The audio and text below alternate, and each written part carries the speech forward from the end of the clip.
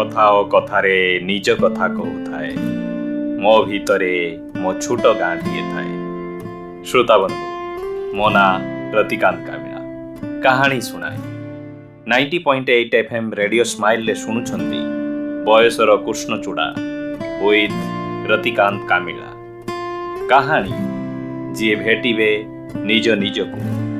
ଶ୍ରୋତାବନ୍ଧୁ, ଆଜି ଆପଣମାନଙ୍କୁ ଶୁଣାଇବାକୁ ଯାଉଛି ଲେଖିକା କମଳା ଶତପଥୀଙ୍କ ଲିଖିତ କାହାଣୀ କାଳ୍ପନିକ କରଜ।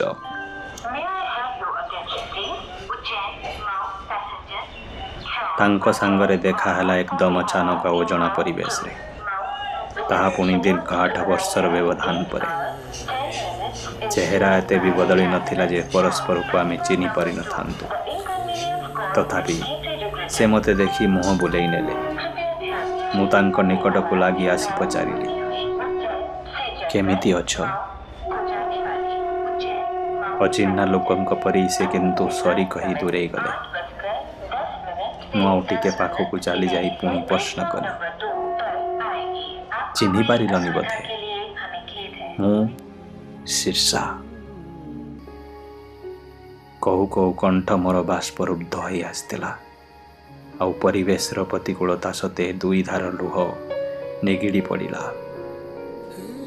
ଥ ଥ ମୋ ତ ହୋଇ ସେ ଥରେ ମୋ ଆଡ଼କୁ, ଆଉ ଥରେ ନିକଟରେ ଠିଆ ହୋଇଥିବା ମହିଳାଙ୍କ ଆଡ଼କୁ ଚାହିଁ ଫିକା ହସଟିଏ ହସିଦେଲେ। ସେଇଥିରୁ ମୋର ବୁଝିବାର ଥିଲା ଯେ ସେ ଏବେ ଏକା ନାହାନ୍ତି ଏବଂ ଯିଏ ଅଛନ୍ତି ତାଙ୍କ ଉପସ୍ଥିତିରେ ସେ ମୋ ସହିତ ଆତ୍ମୀୟତା ଓ ଆରମ୍ଭ କରିବାକୁ ଚାହୁଁନାହାନ୍ତି। ହେଲେ ମନ ବୁଝୁନଥିଲା। ତାଙ୍କର ସେ ଫିକା ହସର ଲକ୍ଷ୍ମଣ ରେଖା ଟପି ମୁଁ ପୁଣି କହିଲି, ଆମେ ଏକାଠି ପଢ଼ୁଥିଲେ ବାଣୀ ବିହାର, ଲେଡିଜ୍ ହଷ୍ଟେଲ। ୟାଠାରୁ ଅଧିକ ପରିଚୟ ଦେବାର ସମୟ ନଥିଲା। ଶ୍ରୁତିର ପ୍ୟାସେଞ୍ଜର ଟ୍ରେନ୍ ଗତି ଧରିବା ପୂର୍ବରୁ ସେ ମୁହଁ ବୁଲେଇ ନେଲେ ନିଜ ନୂତନ ବାନ୍ଧବୀ ଆଡ଼କୁ ଏବଂ ସେ ଧରିଥିବା ବେଗ୍ ଗୁଡ଼ିକ ସଯତ୍ନରେ ତାଙ୍କ ହାତରୁ ନଉ ନଉ ଇସାରାରେ ଜଣାଇଦେଲେ ଯେ ପରେ କେବେ। ପରେ ଆଉ କେବେ? ମୁଁ ତାଙ୍କୁ ପଚାରିବା ପୂର୍ବରୁ ସେମାନେ ସେଠୁ ଅଦୃଶ୍ୟ ହୋଇସାରିଥିଲେ। ଅପରିଚିତ ଯାତ୍ରୀଟିଏ ଧଳା ରୁମାଲ ଦେଖାଇ ହାତ ହଲେଇ ହଲେଇ ଚାଲିଗଲା ପରି ସେ ଚାଲି ଯାଇଥିଲେ। ହତଭମ୍ବ ହୋଇ ମୁଁ ସେଠି ଛିଡ଼ା ହୋଇଥିଲି। ଏତେ ଦିନ ପରେ ଦେଖା ହେଲା, ଅଥଚ ଥରେ ବି ପାଟି ଖୋଲି ପଚାରିଲେ ନାହିଁ କେମିତି ଅଛ, କ'ଣ କରୁଛ, ମୋତେ ମନେ ରଖିଛ କି ନାହିଁ ଆଦି ନିହାତି ମାମୁଲି ପ୍ରଶ୍ନ କେତୋଟି। ଏତେ ବି ତ ଅପରିଚିତ ନଥିଲେ ଆମେ।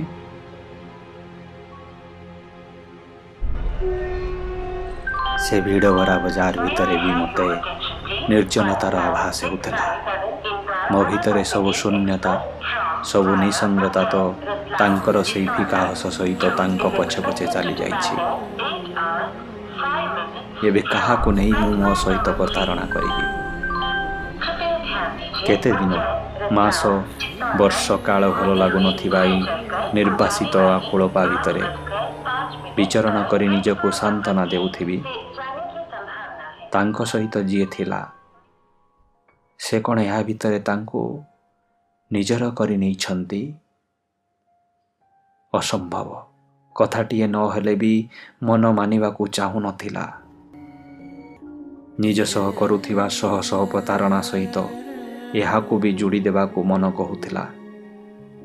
ପୁରୁଷର ମନ ଅଯଥା ଭାବ ପ୍ରବଣତାକୁ ଆଧାର କରି ଆଗକୁ ବଢ଼େନା ବୋଲି ସମସ୍ତଙ୍କ ଠାରୁ ଶୁଣିଥିଲେ ବି ଆଜି ପର୍ଯ୍ୟନ୍ତ କେଉଁ ଏକ ମିଛ ଆଶାକୁ ପାଥେୟ କରି ମୁଁ ଜିଇଁ ଚାଲିଛି କହିପାରିବିନି।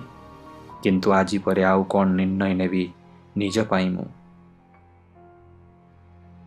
ଯେଉଁଦିନ ପ୍ରଥମ କରି ମୋତେ ଜଣାପଡ଼ିଲା ଯେ ବିରାଜ ଆଉ ମୋର ଭଲ ପାଇବା ଭିତରେ ଦୃଢ଼ ପାଚେରୀ ସମ ଠିଆ ହୋଇଛି ମୋର ପ୍ରିୟ ବାନ୍ଧବୀ ଅନୁରାଧା, ସେଦିନ ମୁଁ କାହିଁକି କେଜାଣି ଆଖିରୁ ଲୁହ ଆସିବାକୁ ଦେଇପାରିନଥିଲି। ବରଂ ଭାଗ୍ୟ ସହିତ ଗୋଟେ ବୁଝାମଣା କରି ନେଇଥିଲି। ଭାବି ନେଇଥିଲି ଭଗବାନ ହୁଏତ ମୋ ପାଇଁ ଅନ୍ୟ କାହାକୁ ଭାବି ରଖିଛନ୍ତି।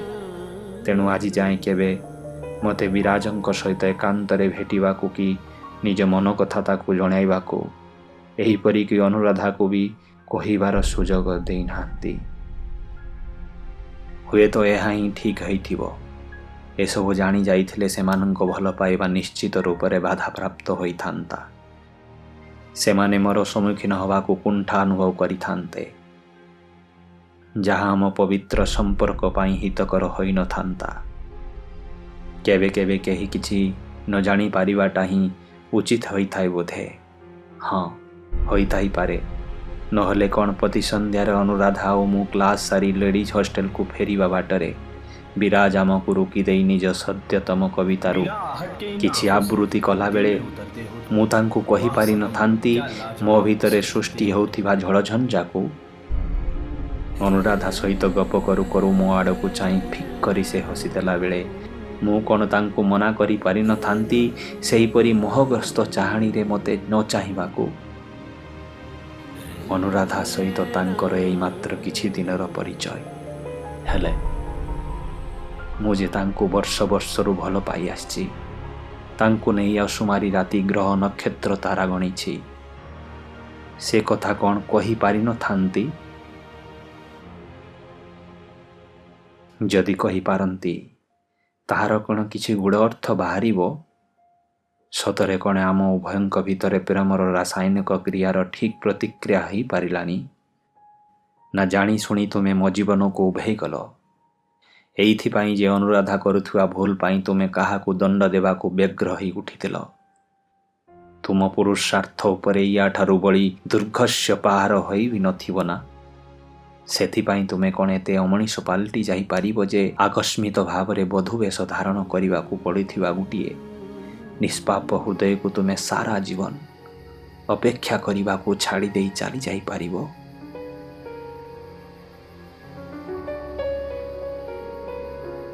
ଏତେ ସବୁ ପ୍ରଶ୍ନ ଉତ୍ତର ସାରା ଜୀବନ ମୋ ପାଖରେ ଅନୁତ୍ତରିତ ହୋଇ ରହିଗଲା।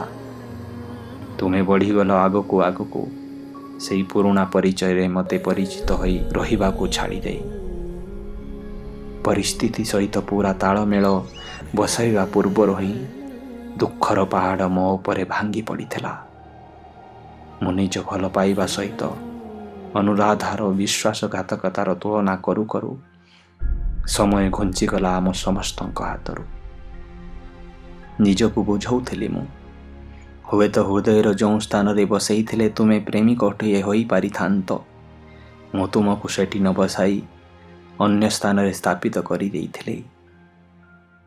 ସେଥିପାଇଁ ବୋଧେ ତୁମେ ଅନୁରାଧାର ହୃଦୟକୁ ବାଛି ନେଇଗଲ ପ୍ରେମିକାର ପରିଚୟ ଦେବାକୁ, ଆଉ ମୋତେ ବାଛି ନେଲ ବନ୍ଧୁ ରୂପରେ। ହଉ, ଠିକ୍ ଅଛି।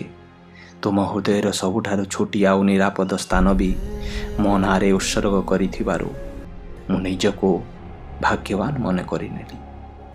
କିନ୍ତୁ ହଠାତ୍ ସବୁ ସମୀକରଣ ଏମିତି ବଦଳିଗଲା କାହିଁକି? କାହିଁକି ଅନୁରାଧା ତୁମକୁ ଛାଡ଼ି ଅନ୍ୟ କାହାର ହୋଇଗଲା? ଶେଷ ମୁହୂର୍ତ୍ତରେ କାହିଁକି ସେ ମୋତେ ବାଧ୍ୟ କରିଦେଲା ଯେ ମୋର ସେଇ ନିରାପଦ ସ୍ଥାନରୁ ବାହାରି ସ୍ଥାନ ବଦଳି କରି ନେବାକୁ? କାହିଁକି ମୋତେ ରାଣ ଦେଇ କହିଲା, ଶୀର୍ଷା, ସତ କହୁଛି ଲୋ, ବିରାଜଙ୍କ ପ୍ରତି ମୋର ଟିକିଏ ବି ଆକର୍ଷଣ ସେତେବେଳେ ନଥିଲା କି ଏବେ ବି ନାହିଁ। ମୁଁ ରିତେଶକୁ ଭଲ ପାଏ, ତାକୁ ବାହା ହେବାକୁ ଚାହେଁ। ହେଲେ ବାପା ଶୁଣିଲେ ନିଆଁ ବାଣ ହେଇଯିବେ ବୋଲି କହିପାରିଲେନି। ଚୁପଚାପ ବାହା ହେଇଯିବାକୁ ରାଜି ହୋଇଗଲି ସିନା। ଏବେ ଲାଗୁଛି ବହୁତ ବଡ଼ ଭୁଲ କରିଦେବି ଯଦି ବିରାଜକୁ ବାହା ହେଇଯିବେ। ଅନ୍ୟାୟ ହେଇଯିବ ତାଙ୍କ ପ୍ରତି ଆଉ ରିତେଶଙ୍କ ପ୍ରତି। ମୁଁ ବୁଝିପାରୁନଥିଲି ଯାହା ସେ କହୁଛି ସେସବୁ ମୋ ସ୍ୱପ୍ନ ଦେଖୁଛି ନା ବାସ୍ତବତାରେ ସେମିତି କିଛି ଘଟିଛି। ଦାଣ୍ଡବେଦୀ ସଜା ହୋଇଛି, ଯୁଡ଼ି ମହୁରୀ ମଧୁର ମୂର୍ଚ୍ଛନା ପରିବେଶରେ ସ୍ୱପ୍ନ ବୁଣି ଚାଲିଛି। ସାଇ ଭାଇରେ ଘରେ ପୁରୀ ଉଠୁଛି। ବରବେଶ ଧରି ବିରାଜ ଗାଡ଼ିରୁ ଓହ୍ଲେଇ ବାଟବରଣ ହେଉଛନ୍ତି। ଆଉ ଏତିକି ବେଳେ ଅନୁରାଧା କହୁଛି, से विराजକୁ ନୁହେଁ, ରିତେଶକୁ ବାହା ହେବାକୁ ଚାହୁଁଛି। ରିତେଶ ଯେ ଦୀର୍ଘ ବର୍ଷରୁ ତାଙ୍କ ଘରେ ଡ୍ରାଇଭର କାମ କରି ପେଟ ପୋଷୁଛି, ତା ବାପାଙ୍କ ଦୟାରେ ଯାହାର ଜୀବନ ନୌକା ରାହା ମିଳୁଛି, ଶେଷରେ ଅନୁରାଧାକୁ ଆଉ କେହି ମିଳିଲେ ନାହିଁ। ଇଏ କ'ଣ ଶୁଣୁଛି ମୋ କାନ? ମୁଁ ସ୍ତବ୍ଧ ହୋଇଯାଇଥିଲି ସତେକି। ବାକ୍ଶକ୍ତି ହରେଇ ବସିଥିଲି ମୁଁ। ମୋ ଆଗରେ ଅନୁରାଧା ଠିଆ ହୋଇଛି, ପ୍ରେମ ଆଉ ଘୃଣାର ଦୁଇଟି ପାଟକୁ ଦୁଇ ହାତରେ ସମ୍ଭାଳି ରଖି। ମୋ ଠାରୁ କ'ଣ ଚାହିଁଛି ସେ ମୁଁ ଜାଣିନାହିଁ, କିନ୍ତୁ ଏକଥା ସତ ଯେ ଗୋଟିଏ ଅସମ୍ଭବୀ ପ୍ରଳୟକୁ ଘନୀଭୂତ ହେଉଥିବାର ମୁଁ ଦେଖିପାରୁଛି।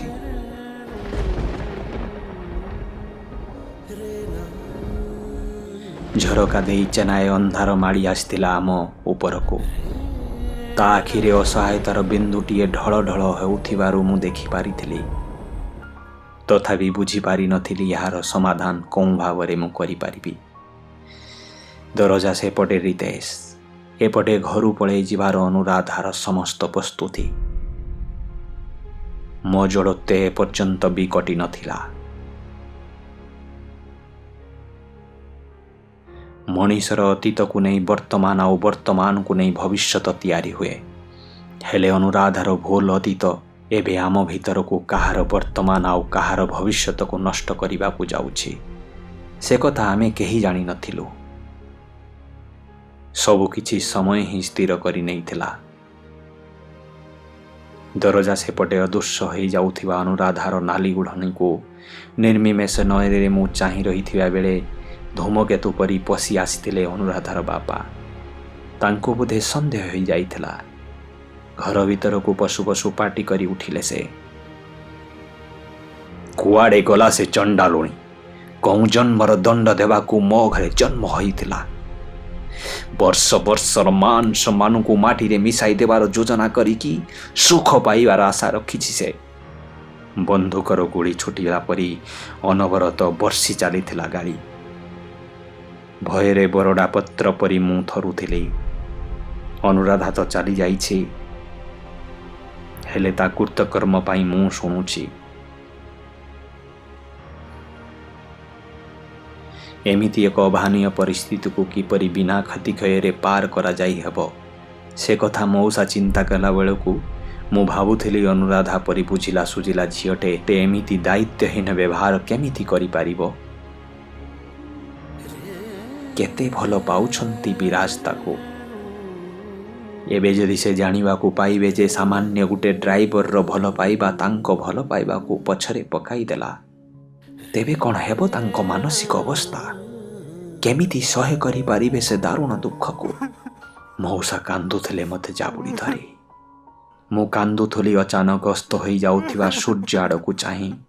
ହୃଦୟହୀନ ଅନ୍ଧାରର ପଣତ ଭିତରେ ଆମେ ପରସ୍ପରକୁ ଚାହିଁ ରହି ସାନ୍ତ୍ୱନା ଦେଉଥିବା ବେଳେ ବେଦୀ ଉପରୁ ଆଦେଶ ଆସୁଥିଲା, ଶୀଘ୍ର ଝିଅକୁ ନେଇ ଆସିବାକୁ।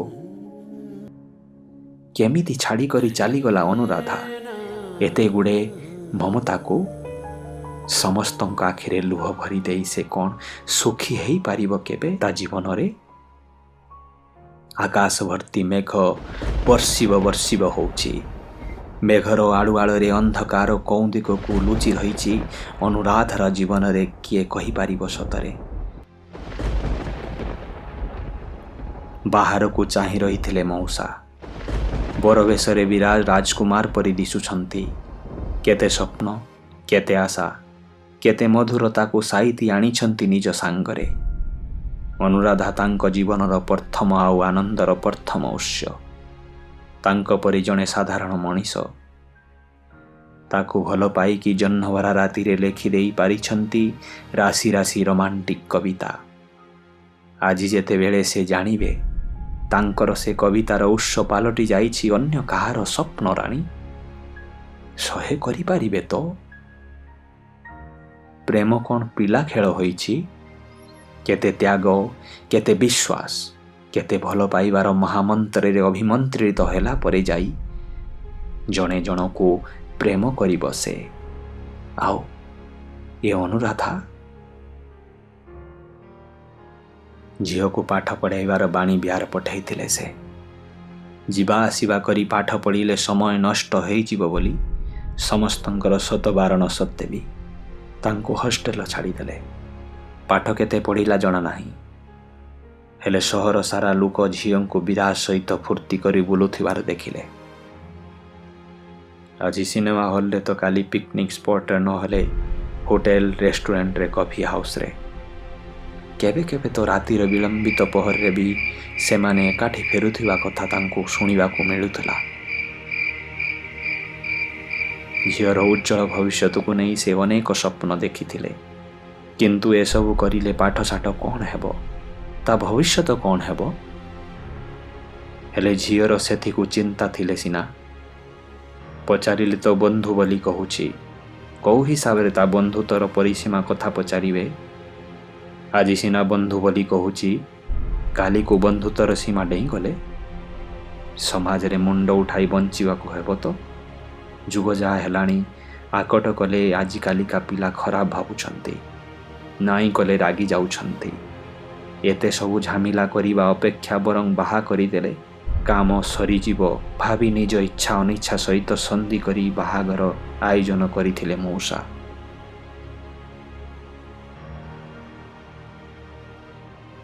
ହେଲେ ସବୁ ଆୟୋଜନ ପାଣିରେ ପକାଇ ଦେଇଛି ଝିଅ। ରିତେଶ ପରିକା ଅଇଁଠା ପତ୍ର ଚାଟିବା ପିଲା ସହିତ ଘରୁ ଛାଡ଼ି ପଳେଇବାର ସାହସ କରିଛି ସେ।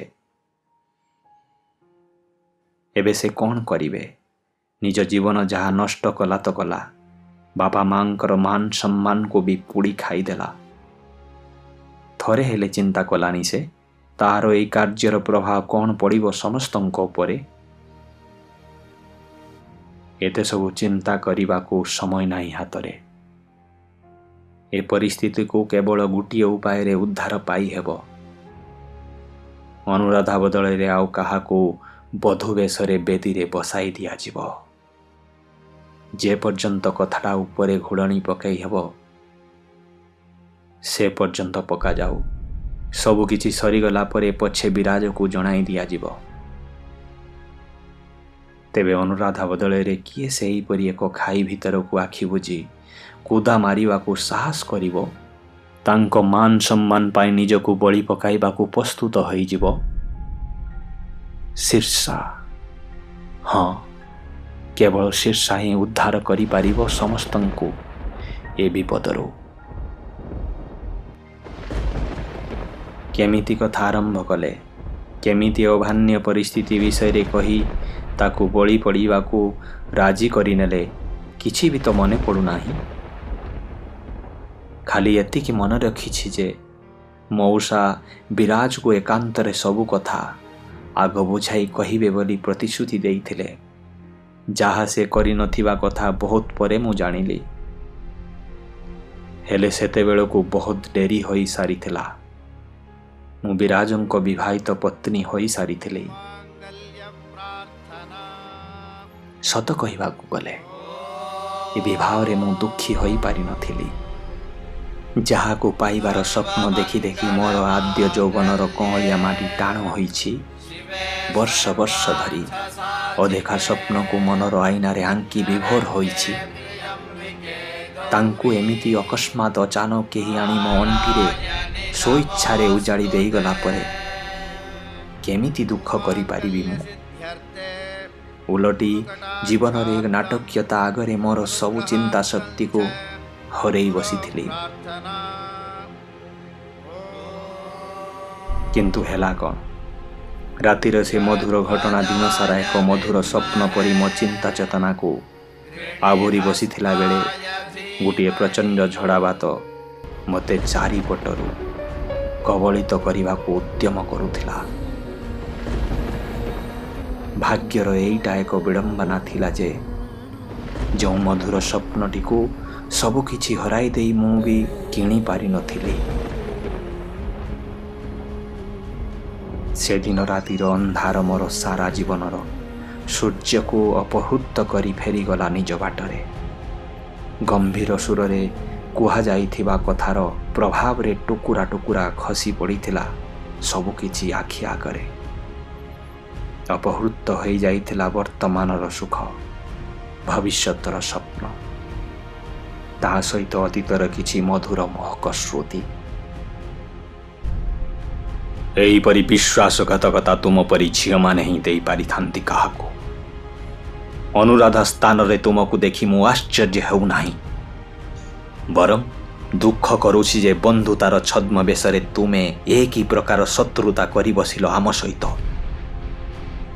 ମୁଁ ଜାଣିଥିଲି ତୁମେ ଅନୁରାଧାକୁ ସହ୍ୟ କରିପାରନି, ତାର ଖୁସି ବରଦାସ୍ତ କରିପାରନି, କିନ୍ତୁ ତାହା ବୋଲି ତୁମେ କେବେ ତା ସ୍ଥାନ ନେବାକୁ ଧାଇଁ ଆସିବ ସେ କଥା ସ୍ୱପ୍ନରେ ବି ଭାବିନଥିଲି ମୁଁ। ହେଲେ ବିରାଜ, ତାଙ୍କ ମିଥ୍ୟା ଆରୋପରେ ମୋ ଆଖିରେ ଲୁହ ଝରି ଆସିଥିଲା। ତଣ୍ଟି ବାନ୍ଧି ହୋଇଗଲା। କହିବାକୁ ବହୁତ କିଛି ଥିଲେ ବି ପାଟିରୁ ଶବ୍ଦ ଫୁଟୁ ନଥିଲା। ସେ ବି କୋଉ ମୋ କଥା ଶୁଣିବାକୁ ଅବସ୍ଥାରେ ଥିଲେ। ଅନୁରାଧା ପ୍ରେମରେ ମୋତେ କେବେ ଧୋକା ଦେବ ଏକଥା ଅସମ୍ଭବ। ନିଶ୍ଚୟ ତୁମେ ମାନସିକ ସ୍ତରରେ ତାକୁ ଦୁର୍ବଳ କରିଦେଇଥିବ, ଯାହା ପାଇଁ ଏତେ ବଡ଼ ପଦକ୍ଷେପ ସେ ନେଇଗଲା। ତୁମ ଖୁସି ପାଇଁ ନିଜକୁ ସମସ୍ତଙ୍କ ଦୃଷ୍ଟିରେ ତଳକୁ ଖସାଇ ଦେଲା। ହେଲେ ମୁଁ ତୁମର ସେ ଆଶା କେବେ ପୂରଣ ହେବାକୁ ଦେବିନି। ତୁମକୁ ସ୍ତ୍ରୀ ରୂପେ ମୁଁ ଆଦୌ ଗ୍ରହଣ କରିବି ନାହିଁ। ଅଗ୍ନିକୁ ସାକ୍ଷୀ ରଖି ତୁମେ ମୋତେ ପତ୍ନୀ ସ୍ୱୀକାର କରିସାରିଛ ବିରାଜ। ସମସ୍ତଙ୍କ ଆଗରେ ମୋ ମଥାରେ ସିନ୍ଦୁର ପିନ୍ଧାଇଛ। ଏମିତି କେମିତି ମନା କରିଦେଇ ପାରିବ ଏବେ? ତାକୁ ତୁମେ ପୁଣି ବିବାହ ମାନୁଛ? ଏତେ ବଡ଼ ଧୋକା ଦେଲା ପରେ କୋଉ ମୁହଁରେ ତୁମକୁ ପତ୍ନୀ ରୂପେ ସ୍ୱୀକାର କରିନେବି ବୋଲି କହିପାରୁଛ ତୁମେ? ସତ କହୁଛି ବିରାଜ, ମୁଁ ତୁମକୁ ଜମାରୁ ଧୋକା ଦେଇନି। ତୁମକୁ ଧୋକା ଦେବା ଲୋକ ହେଲେ ଅନୁରାଧା ଆଉ ତାର ବାପା। ଆଚ୍ଛା, ସେମାନେ ଧୋକା ଦେଲେ ଆଉ ତୁମେ କ'ଣ ଚାହିଁକି ବସିଥିଲ ମୌକାର? ଏତେ ବଡ଼ ମିଛ ସମ୍ମିଳିତ ହେବା ପୂର୍ବରୁ ଥରେ କ'ଣ ଚିନ୍ତା କରିପାରିଲନି ଖୁବ୍ ଶୀଘ୍ର ସବୁ କିଛି ଜଣା ପଡ଼ିଯିବ ବୋଲି? ଏତେ ବି ତ ସିଧା ସରଳ ଝିଅ ତୁମେ ନୁହଁ। ତା ଛଡ଼ା ମୋ ପାଇଁ ନିଜ ଜୀବନ ନଷ୍ଟ କରିବାକୁ ଚାହିଁଲ ତୁମେ? ମୋ ଭାଗ୍ୟରେ ଧୋକା ଥିଲା ତ ଥିଲା। ମୁଁ ତୁମକୁ ଲୋକଲଜ୍ଜାର ଉଦ୍ଧାର କରିବା ପାଇଁ ବିନା କୌଣସି ସର୍ତ୍ତରେ, ବିନା କୌଣସି ପ୍ରତ୍ୟାଶାରେ ନିଜକୁ ସମର୍ପିତ କରିଦେଲି ତୁମ ଚରଣରେ। ଭାବିଥିଲି ତୁମ ସହ କାଟିଥିବା ସବୁ ସମୟ ତକ ପ୍ରତିଦାନରେ ଏ ସମର୍ପଣ ମୂଲ୍ୟ କିଛି ନୁହେଁ। ତୁମେ ମୋତେ ବହୁତ କିଛି ଦେଇଛ ବିରାଜ। ଜୀବନକୁ ଭଲ ପାଇବା ଶିଖେଇଛ, ସମ୍ମାନର ସହ ବଞ୍ଚିବା ଶିଖେଇଛ। ମୁଁ ତୁମ ପାଖରେ ଚିର ଋଣୀ ବିରାଜ, ଚିର ଋଣୀ। ମୁଁ ତୁମକୁ ବହୁତ ଭଲ ପାଏ, ଅନୁରାଧାଠୁ ବି ଅଧିକ।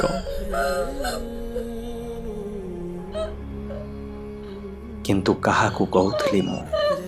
କେହି ତ ନଥିଲେ ମୋ ପାଖରେ। ସାରା ଘରଟି ଭିତରେ ମୁଁ ଏକା ହୋଇଯାଇଥିଲି। ବିରାଜଙ୍କ ଝାଳୁଆ ଦେହର ବାସ୍ନା ଉଡ଼ି ଯାଇଥିଲା ଉଜୁଡ଼ା ପବନରେ। ଜୀବନରେ ନାଟକୀୟତା ମୋତେ ଅସମୟରେ ବାଧ୍ୟ କରିଦେଇଥିଲା ନିଜ ହାତରେ ଲେଖି ପକାଇବାକୁ ମୋ ପରାଜୟର କାହାଣୀ। ସେଇଦିନ ମୋ ମନ ଭିତରେ କ'ଣ ଗୋଟେ ଯେମିତି ମରିଯାଇଛି। ଚାହିଁଲେ ବି ସେସବୁକୁ ମୁଁ ଜୀବଦାନ ଦେଇପାରିନି।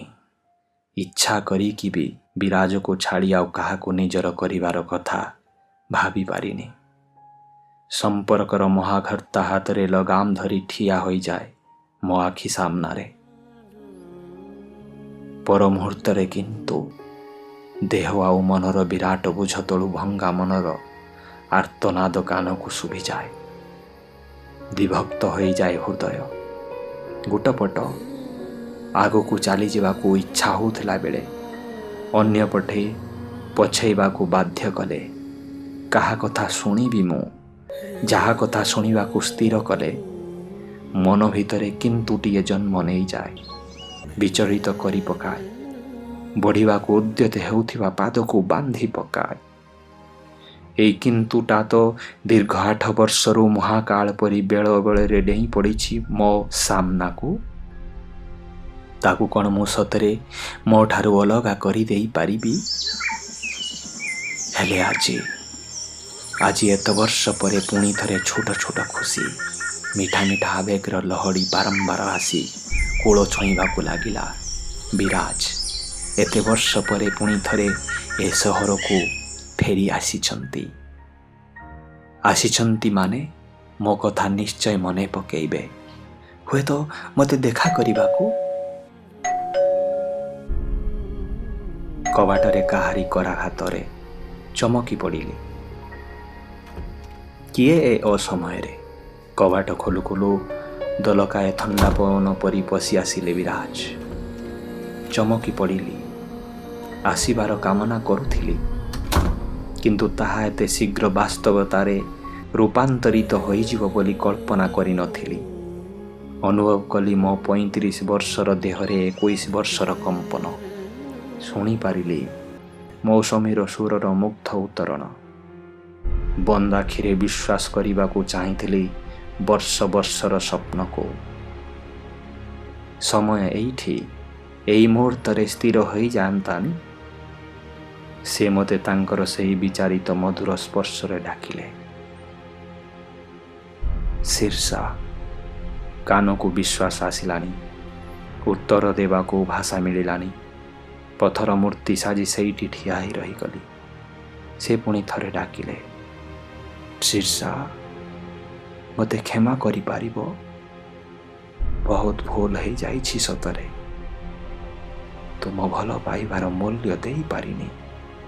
ତୁମ ବିଶ୍ୱାସ, ତୁମ ସ୍ୱପ୍ନ ସବୁ ମୋ ଲାଗି ଜଳି ପୋଡ଼ି ପାଉଁଶ ହୋଇଯାଇଛି। ଏ ଅକ୍ଷମଣୀୟ ଅପରାଧ ପାଇଁ ତୁମେ ଯାହା ଦଣ୍ଡ ଦେବାକୁ ଚାହିଁବ ମଥାପାତି ଆଜି 100 କରିନେବି ମୁଁ। ଥରେ ଖାଲି କ୍ଷମା କରିଦିଅ ହୃଦୟ ଖୋଲି। ଛାତି ଭିତରେ କ'ଣଟାଏ ଦପ୍ କରି ଲିଭିଗଲା ଯେମିତି। ଠପ୍ ଠପ୍ ଲୁହ 2 ବୁନ୍ଦା ଖସି ପଡ଼ିଲା ଗାଲରେ। ମୁଁ ରୋକିବାର ଚେଷ୍ଟା କରିନଥିଲି। ଏତେ ଦିନ ପରେ ବିରାଜ ଆସିଛନ୍ତି କ'ଣ କେବଳ କ୍ଷମା ମାଗିବାକୁ? କ୍ଷମା କ'ଣ ମୋ ଭିତରର ସବୁ ଅପୂର୍ଣ୍ଣତାକୁ ପୂର୍ଣ୍ଣତାରେ ପ୍ରଦାନ କରିଦେଇ ପାରିବ? ବୃନ୍ତଚ୍ୟୁତ ହୋଇଯାଇଥିବା ମୋର ସ୍ୱପ୍ନ ସବୁକୁ କ'ଣ ପୁଣି ଥରେ ସଜେଇ ଦେଇପାରିବ? ମୋ ଭିତରେ କିଛି ଆଶା ଅଛି, ଆକାଂକ୍ଷା ଅଛି। କ୍ଷମା କରିଦେଲା ପରେ ସେ ସବୁର ସ୍ଥିତି କ'ଣ ରହିବ? ବହୁତ କିଛି ଶୁଣିବାର ଆଶା କରିଥିଲେ ସେ, ହେଲେ ନୀରବ ଥିଲି ମୁଁ। ତାଙ୍କ ମୁହଁକୁ ସିଧା ଚାହିଁ ପାରୁନଥିଲି। ଆମ ଭିତରେ ଗଡ଼ି ଚାଲିଥିଲା ସମୟ। ଉଠି ପଡ଼ିଲେ ସେ। 2 ପାଦ ଆଗେଇ ଆସି କହିଲେ, ସେଦିନର ତୁମର କିଛି ଦୋଷ ନଥିଲା କଥା ବହୁତ ପରେ ମୁଁ ଜାଣିପାଇଲି ମଉସାଙ୍କ ପାଖରୁ। ହେଲେ ସେତେବେଳକୁ ବହୁତ ବିଳମ୍ବ ହୋଇଯାଇଥିଲା ବୋଲି ଫେରି ଆସିବାର ମୁହଁ ନଥିଲା ମୋର। ମୁଁ ସତରେ ନିଜ କୃତକର୍ମ ପାଇଁ ଅନୁତପ୍ତ, କିନ୍ତୁ ସତ କହିବାକୁ ଗଲେ ଏଥିରେ କାହାର ବି ଦୋଷ ନାହିଁ। ଭାଗ୍ୟର ଲେଖନୀକୁ କେହି କ'ଣ ବଦଳି ଦେଇପାରିବ? ନହେଲେ କ'ଣ ବିବାହ ରାତିରେ ଲାଇଟ୍ ଚାଲିଯିବାଟା, ଇନଭର୍ଟରଟା କାମ ନ କରିବାଟା ଯେ ଏକ ପରିପୂରିତ ଯୋଜନା ହୋଇଥାଇପାରେ, ସେ କଥା ମନକୁ ଆଣିପାରିନଥାନ୍ତି। ଏତେ ବର୍ଷରୁ ତୁମେ ମୋତେ ଅପେକ୍ଷା କରି ଦିନ, ମାସ, ବର୍ଷ ଗଣୁଥିବ ବୋଲି, ଜୀବନରେ ଆଉ କେବେ କାହାକୁ ଭଲ ପାଇବନି ବୋଲି ଶପଥ କରିସାରିଲା ପରେ ବି ବିଳାସିନୀକୁ ହୃଦୟରେ ଆସନ ଦେଇପାରିଥାନ୍ତି। କିଛି ସମୟ ନୀରବତା ପରେ ପୁଣି ସେ କହିଲେ, ମୋ ପାଇଁ ତୁମ ଜୀବନରେ ଅପୂର୍ଣ୍ଣତା ରହିଗଲା। ବିବାହ କରିବି ପତ୍ନୀର ମର୍ଯ୍ୟାଦା ପାଇପାରିଲ ନାହିଁ। ତୁମେ ମୋତେ ଭଲ ପାଉଥିଲ କି ପରିସ୍ଥିତିରେ ପଡ଼ି ଭଲ ପାଇଲ, ସେ କଥା ତ ମୁଁ ଜାଣିନି। ତେବେ ସତ କହୁଛି, ତୁମକୁ ନେଇ ମନରେ କେବେ ସେପରି ଭାବନା ମୋର ଆସିନି। ମୁଁ ସବୁବେଳେ ତୁମକୁ ବନ୍ଧୁ ଭାବରେ ଦେଖିଥିଲି, ଆଉ ଏବେ ବି ଦେଖୁଛି। ତେବେ ଆଜି ମୋର ଏ ଦୃଷ୍ଟିରେ ପରିବର୍ତ୍ତନ ଆସିଛି। କହୁ କହୁ ଅଟକି ଗଲେ ସେ। ଶୁଖି ଯାଉଥିବା ଓଠରେ ଜିଭ ବୁଲାଇ ଆଣି କହିଲେ, ତୁମେ ଯଦି ଚାହୁଁଛ ଏବେ ଆମେ ଅଚାନକ ଭାବେ ବାନ୍ଧି ହୋଇଥିବା ସମ୍ପର୍କର ସେଇ ଡୋରିକୁ ମଜବୁତ କରିପାରିବା। ଆଉ ବିଳାସିନୀ? ଜାଣିନି କେମିତି ବାହାରି ପଡ଼ିଲା ମୋ ପାଟିରୁ କଥାଟା। ସତ ଯେମିତି ଅପେକ୍ଷା କରିଥିଲେ ଏ ପଦଟି ଶୁଣିବାକୁ। ତାଙ୍କ ମର୍ଯ୍ୟାଦା ସମ୍ପନ୍ନ ମୁହଁରେ ଏବେ ଦେଖାଯାଉଥିଲା ଏକ ଚତୁର ଶିକାରୀର ଆତୁରତା। ଆହୁରି 2 ପାଦ ଘୁଞ୍ଚି ଆସିଲେ ମୋ ନିକଟକୁ। ତାଙ୍କ ବଳିଷ୍ଠ ହାତରେ ବନ୍ଦୀ କରି କହିଲେ, ତାଙ୍କ ସହିତ ମୋ ସମ୍ପର୍କ ଉପରେ ସମାଜର ମୋହର ଆଜି ଯାଏଁ ବସିନି କି ବସିବ ନାହିଁ। ହେଲେ ତୁମେ ତ ମୋର ବିବାହିତ ପତ୍ନୀ, ତୁମର ଅଧିକାର ଆଗ। ଆସ, ଏବେ ଆମେ ସେହି ସାମାଜିକ ମୋହର ପ୍ରକୃତ ଉପଭୋଗ କରିବା। ବର୍ଷ ବର୍ଷର ତୁମ ଅପେକ୍ଷା ଅଗ୍ନି ଉପରେ ବର୍ଷାର ଶୀତଳ ପ୍ଲାବନ କରିବା। ପୂର୍ଣ୍ଣ ହୋଇଯିବ ତୁମ ଜୀବନର ସବୁ ସ୍ୱପ୍ନ, ସବୁ ଆକାଂକ୍ଷା, ଆଉ ମୁଁ ହୋଇଯିବି କରଜ ମୁକ୍ତ। ଠେଲିଦେଲି ତାଙ୍କୁ ଆବେଶରେ। ଘୃଣାର ଅଜସ୍ର ଲହରୀ ଛାତି ଭିତରକୁ ମନ୍ଥି ପକାଇଲା। ବର୍ଷର ପ୍ରତୀକ୍ଷା, ଭଲ ପାଇବା, ବିହୁଳତାର କାଚଘର ଠନ୍ ଠନ୍ ହୋଇ ଭାଙ୍ଗି ପଡ଼ିଲା। କେତେ ସହଜରେ କହି ପକାଇଲେ ଜଣକୁ ଛାଡ଼ି ଆଉ ଜଣଙ୍କର ହେଇଯିବାର କଥାକୁ। ମୁଁ କ'ଣ ଏଇଥିପାଇଁ ବର୍ଷରୁ ତାଙ୍କ ବାଟ ଚାହିଁ ବସିଥିଲି? ଏକ ପାଖିଆ ଭଲ ପାଇବାର ଐଶ୍ୱର୍ଯ୍ୟକୁ ପାଥେଇ କରି ବାଟ ଚାଲିବାର ସାହସ କରିଛି। ଏତେ ସ୍ୱାର୍ଥପର ହୋଇପାରେ କି ପୁରୁଷ? ଯେତେବେଳେ ଆବଶ୍ୟକ ଥିଲା ବିଳାସିନୀର ସ୍ଥାନ ହୃଦୟରେ ଥିଲା। ଆଜି ଏତେ ବର୍ଷ ପରେ ମୋତେ ଦେଖି ଦିନେ ଯେ ସେ ମୋତେ ବିବାହ କରିଥିଲେ ଆଉ ସେଇ ଦାୟରେ ମୋ ସହିତ ସମ୍ପର୍କ ରଖିବାର ଅଧିକାର ତାଙ୍କର 8 ବର୍ଷ ପରେ ବି ଅଛି, କେମିତି ଭାବିପାରିଲେ? କେତେ ଶୀଘ୍ର ବିଳାସିନୀକୁ ସ୍ଥାନଚ୍ୟୁତ କରିଦେଇ ପାରିଲେ? ମୋ ଆଖିର ସ୍ଫୁଲିଙ୍ଗ ତାଙ୍କୁ ଆଉ ଥରେ ନିକଟତର ହେବାକୁ ସାହସ ଅଟକାଇଥିଲା। କାନ୍ଥକୁ ଆଉଜି ସେମିତି ଠିଆ ହୋଇ ରହିଥିଲେ ସେ। ଗଳାକୁ ଆଉ ଟିକେ ଗମ୍ଭୀର କରି କହିଲି, ମୋର ପ୍ରେମ, ମୋର ଅପୂର୍ଣ୍ଣତା ସବୁ ଏକାନ୍ତ ଭାବରେ ମୋ ନିଜର ବିରାଜ ବାବୁ। ଏଥିକୁ ଆପଣ ବ୍ୟସ୍ତ ହୁଅନ୍ତୁ ନାହିଁ। ନିଜର ସାମାନ୍ୟ ଦୁର୍ବଳତା ପାଇଁ ତୁମ ପରି ଲୋକ ପଛରେ 8 ବର୍ଷର ସମୟ ମୋ ଜୀବନକୁ ହରେଇ ବସିଲି। ସେଇଥିପାଇଁ ଦୋଷ ଦେବାକୁ ହେଲେ ମୁଁ ତୁମକୁ ଦେବି, ଭାଗ୍ୟକୁ ନୁହେଁ। କିନ୍ତୁ ଭୟ କର ନାହିଁ, ତୁମ ପାଖରେ ସମର୍ପି ହୋଇଥିବା ମୋର ସେହି ଅମୂଲ୍ୟ ବୟସର ମୂଲ୍ୟ ମୁଁ ତୁମକୁ କେବେ ମାଗିବି ନାହିଁ। କିନ୍ତୁ ଏଇ କଥା ନିଶ୍ଚୟ ମାଗିବି, ଯେଉଁ ବିଶ୍ୱାସକୁ ଆଧାର କରି ଜଣେ ନାରୀ ନିଜର ସବୁଠାରୁ ମୂଲ୍ୟବାନ ସମ୍ପତ୍ତିକୁ ଜଣେ ପୁରୁଷ ହାତରେ ବିନା ବାକ୍ୟରେ ସମର୍ପି ଦେଇଥାଏ। ସେ ସମ୍ପତ୍ତିକୁ ତୁମ ଜୀବନରୁ କ'ଣ ଦେଇ ତୁମ କରଜ ମୁକ୍ତ ହୋଇପାରିବ? ଭଲ ପାଇବାର କରଜକୁ ଅବିଶ୍ୱାସହୀନତାର ଅଗ୍ନିରେ କେମିତି ଶୀତଳ କରିପାରିବ? ଯାଅ, ଫେରିଯାଅ। ତୁମ ପରି ଜଣେ ପ୍ରତାରକ ପାଖରୁ ଭଲ ପାଇବାର କଥା ଶୁଣି ନିଜ ଉପରେ ଘୃଣା ଆସୁଛି ମୋର, ଘୃଣା। ଏତେ ଦିନ ପରେ ଦେଖା ହେଲା, ହେଲେ ଯେଉଁ ପ୍ରେମକୁ ଆଧାର କରି 8 ବର୍ଷର ଲମ୍ବା ଜୀବନ ହସି ହସି ମୁଁ କାଟି ଦେଇଛି, ଏବେ ତୁମ ଲାଗି ସେଇ ପ୍ରେମ ମୋ ଜୀବନର ସବୁଠାରୁ ବଡ଼ ବୋଝ ପାଲଟିଗଲା। ମୋତେ ମୋର ଅଗ୍ନିରେ ଜଳିବାକୁ ଦିଅ ବିରାଜ, ହେଲେ ଦୟାକରି ଆଉ କେବେ ବିଳାସିନୀକୁ ଛାଡ଼ିବା କଥା ମନରେ ବି ଆଣିବ ନାହିଁ। ପତ୍ନୀ ହେବାର ବ୍ୟାକୁଳତା ମୋ ଭିତରେ ଏତେ ବି ପ୍ରବଳ ନୁହେଁ ଯେ ଆଉ କାହାର ସ୍ୱପ୍ନରେ ନିଆଁ ଲଗାଇ ତାହାର ଝାସରେ ନିଜ ସଂସାରର ଆଲୋକିତ କରିବି। ଯାଅ, ତୁମେ ଭାବୁଥିବା ସବୁ ପ୍ରକାର କାଳ୍ପନିକ କରଜରୁ ମୁଁ ତୁମକୁ ମୁକ୍ତ କରିଦେଉଛି। ଦରଜା ଖୋଲି ସବୁଦିନ ପାଇଁ ସେ ବାହାରକୁ ଚାଲି ଯାଇଥିଲେ। ମୋ ଆଖିରୁ ଝରଝର ଲୁହ ଝରି ଯାଉଥିଲା। ଅବଶୋଷର ଦୀର୍ଘଶ୍ୱାସ ଧାଡ଼ି ବାନ୍ଧି ପଦାକୁ ବାହାରି ଆସୁଥିଲେ। ତଥାପି ମୋ ଅଲୋଡ଼ା ଜୀବନକୁ ନେଇ ମୋତେ ଗର୍ବ ଲାଗୁଥିଲା ଯେ एते सबु परे भी मो मन भितरे मु तांको अजणातरे साइति रखी भल पाई पारिबी, जार अधिकार अनुराधा कि विलासिनी मोठू छड़ेई नेला परे भी निज पाई रखी पारिबे नाही।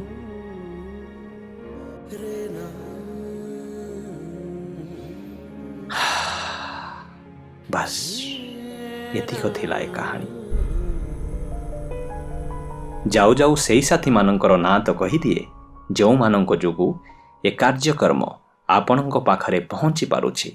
कार्यक्रमर साउंड इंजीनियर थिले मेहुल गोस्वामी। कहानीटिकु लेखिथिले लेखिका कमला सतपथी। कथा ओ कथारे निज कथा कहूथाए, मो भितरे मो छोट गाँटीए थाए। श्रोता बंधु, मो ना रतिकांत कामिला कहानी सुनाए 90.8 FM रेडियो स्माइल ले शुणुछंती बयसर कृष्णचूड़ा विथ रतिकांत कामिला। कहानी जी भेटिबे निज निजकु।